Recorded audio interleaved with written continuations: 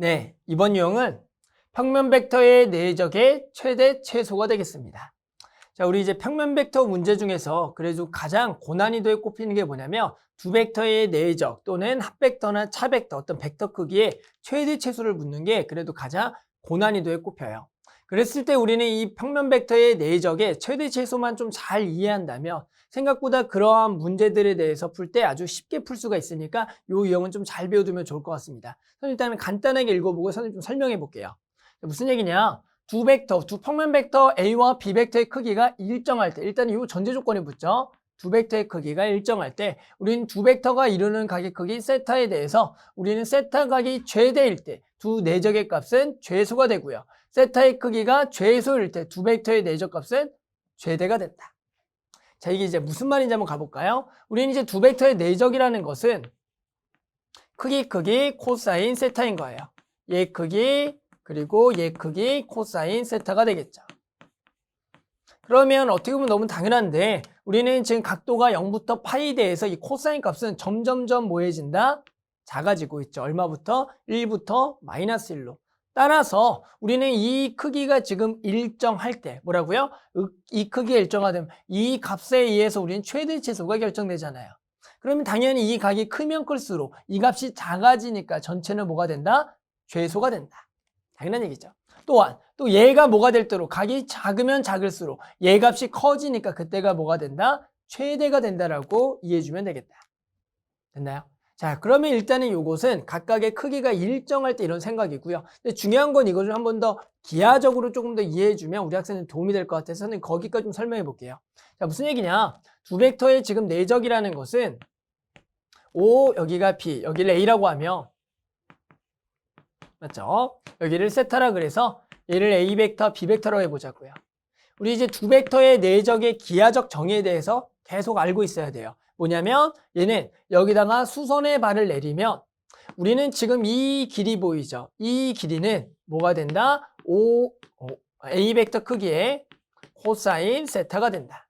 따라서 우리는 두 벡터의 내적이란 건 뭐다? 이 내린 수선의 발 길이와 그 다음에 원래 이 길이의 뭐가 되겠다? 곱을 우리는 두 벡터의 내적의 기하적 의미라고 합니다.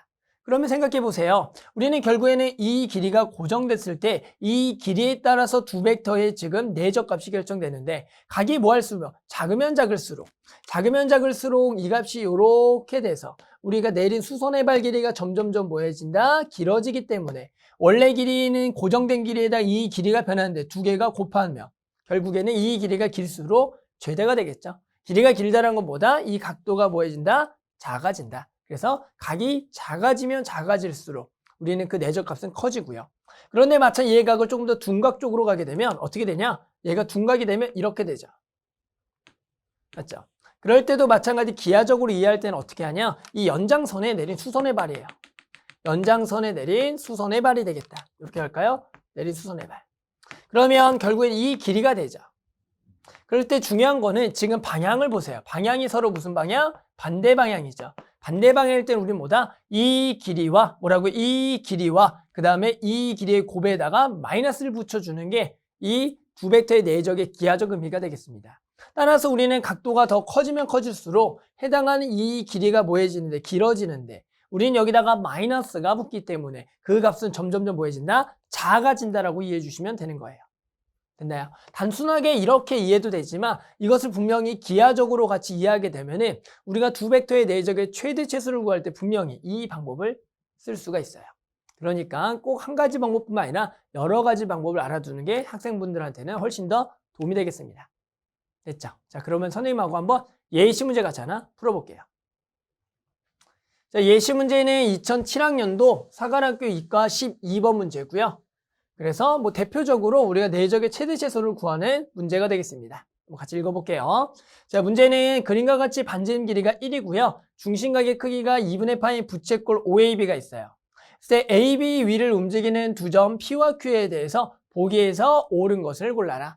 자, 기억부터 볼까요? 기억은 OP 벡터와 OQ 벡터의 합벡터의 크기의 최소를 구하래요.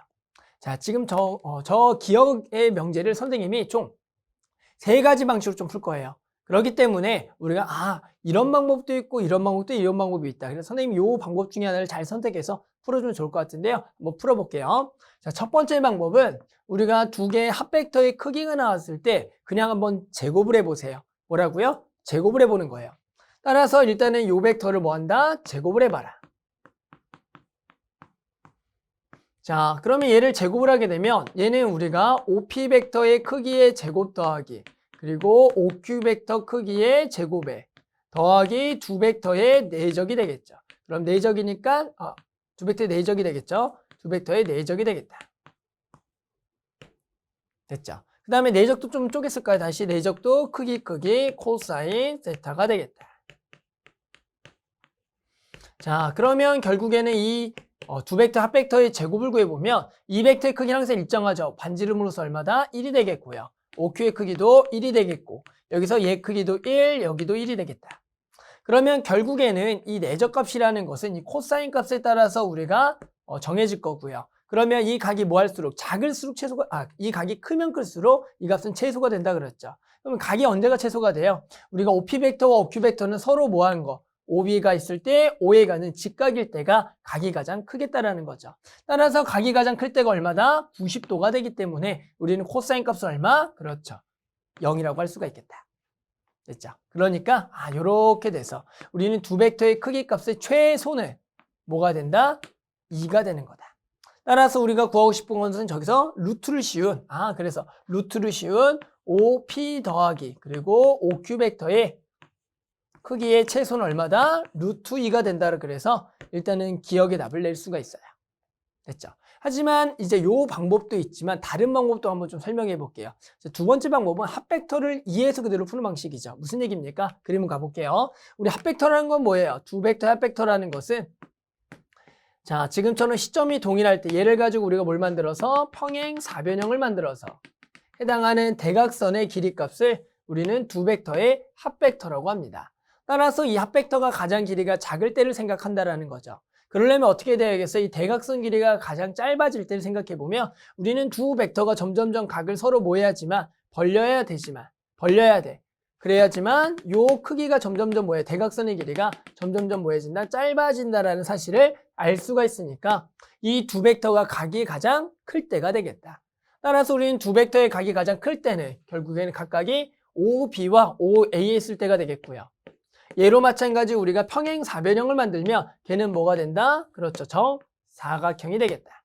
따라서 우리 정사각형의 대각선 길이가 우리가 만족하는 두 합벡터 크기의 최소가 되겠고 이 길이는 여기가 1이고 여기가 1이 되는 거니까 얼마다? 루트 2가 되겠다.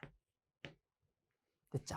당연히 이 방법이 가장 쉬울 수도 있지만 선생님이 첫 번째 하는 것도 참고하면서 같이 가셔야 돼요. 세 번째 방법 가볼게요.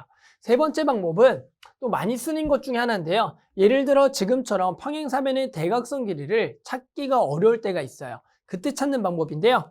이때 요 벡터가 있죠. 여기다 쓸게요. 우린 두 합벡터를 어떻게 하냐면 여기다가 2를 나누고 2를 곱해주세요. 2를 나누고 2를 곱해라. 그러면 우리가 내분점 또는 중점 벡터에 의해서 우리는 PQ의 무슨 점? 중점을 잡았을 때 뭐라고요? PQ의 중점을 잡아서 이것을 라지 M이라고 한다면 우리는 얘를 중점 벡터로서 이 OM 벡터 크기에 이 OM 벡터의 크기라고 바꿔줄 수가 있습니다. 따라서 우리는 뭘 구할 거냐면 요 두 점 사이를 있는 그 중점에 대해서 원점부터의 거리가 가장 뭐 할 때? 짧을 때를 구하라는 문제입니다. 거기에 몇 배 한 거? 2배 한 거. 그럼 마찬가지 여기가 Q와 P가 점점점 보여진다면 벌어진다면 해당하는 그 중점의 좌표는 점점점 길이가 뭐해져요? 짧아지고 있기 때문에 이 길이가 가장 짧을 때는 마찬가지 P와 Q가 어디 있을 때? A와 B에 있을 때다. 따라서 P가 여기 있고요. 여기 B가 여기 있으면 우리는 두 벡터의 중점은 당연히 여기 있을 거다. 그럼 결국 이 길이 몇 배? 2배가 되는데 얘가 1이고 여기가 1이고 얘가 직각 이등변 삼각형이기 때문에 우리가 여기가 2분의 루트 2, 여기도 2분의 루트 2, 여기가 2분의 루트 2가 되겠다. 됐죠? 따라서 마찬가지 이 값이 얼마다? 2분의 루트 2가 최소가 되기 때문에 여기가 얼마다? 루트 2가 되겠다. 됐죠? 자, 그래서 선생님이 합벡터의 크기를 구하는 기본적으로 가장 많이 쓰이는 세 가지 방법에 대해서 얘기했습니다. 어떻게 했다고요? 벡터에 지금 제곱을 해보고요. 그 다음에 합벡터의 대각선의 길이의 최소를 구해보고 중점 벡터를 이용해서 두 점을 잇는 선분의 중점에 대해서 그 길이의 최소가 되는 지점을 찾아서 푸는 요 세 가지만 설명했으니까 학생들이 이제 문제마다 좀 적용을 달리해서 한번 문제를 해결해 보면 좋을 것 같아요. 됐죠? 일단은 그래서 기억을 맞겠고요. 니은 한번 해볼게요. 자, 니은은 두 벡터의 뭡니까? 차 벡터죠. 따라서 우리는 두 벡터의 차를 한 벡터로 표현하는 게 가장 좋을 것 같고요. 우리는 얘를 그대로 보다 QP 벡터라고 할 수 있겠네요. 따라서 우리는 얘가 보다 QP 벡터가 되겠죠. 그래서 QP 벡터의 크기가 얼마다? 최대값이 얼마다? 루트 이런 걸 물어봤어요. 그럼 QP 벡터의 크기라는 건 뭡니까? 그렇죠. 이 두 점 사이의 그냥 거리가 되는 거죠. 따라서 말 그대로 두 점 사이의 거리가 최대가 언제냐라고 묻는 건 너무 간단하죠. 마찬가지 P와 Q가 어디? A와 B가 있을. 여기 있을 때가 가장 먼 거리가 되겠다. 따라서 결국에 요것의 크기의 최대값도 얼마다? 이 대각선 길이 얼마다? 그렇죠. 루트 2가 되는 게 너무나 당연하다라고 할 수가 있겠죠. 됐죠. 그래서 지금 기억도 맞고 니은도 맞습니다. 됐죠. 맞아요. 디귿만 해볼까요? 자, 디귿은 뭐였냐면 이렇게 써 있네요. 디귿은 말 그대로 두 벡터의 내적의 뭘 구하래요? 최대를 구하래요. 그럼 두 벡터의 내적은 말 그대로 크기 코사인 세타가 되겠죠. 그러면 결국에는 이 벡터의 각각의 크기들은 얼마? 1로 고정되어 있는 거기 때문에 이 코사인 값이 가장 뭐 해야 돼요? 커야지만 이게 최대가 되겠다. 그러면 최대이려면 뭐다? 이 각도가 가장 작아야 되는데 그러면 두 벡터가 지금 호 위에 움직이는 거니까 서로 우리가 같은 방향 쪽에 있는 벡터가 있을 때 즉 몇 도일 때? 0도일 때가 당연히 우리 두 벡터의 내적이 가장 클 때가 되겠죠. 따라서 우리는 두 벡터를 0도로 만들 수가 있기 때문에 이 값이 얼마? 1이 될 때가 우리는 무슨 값? 최대값이 돼서 우리 두 벡터의 내적의 최대값은 얼마가 된다? 그렇다. 1이라고 해서 만족하게 구할 수가 있는 겁니다. 됐죠? 따라서 우리가 지금 구해봤더니 답은 뭐다? 기억, 니은, 디귿 전부 다 맞다가 이게 답이라고 할 수가 있겠습니다.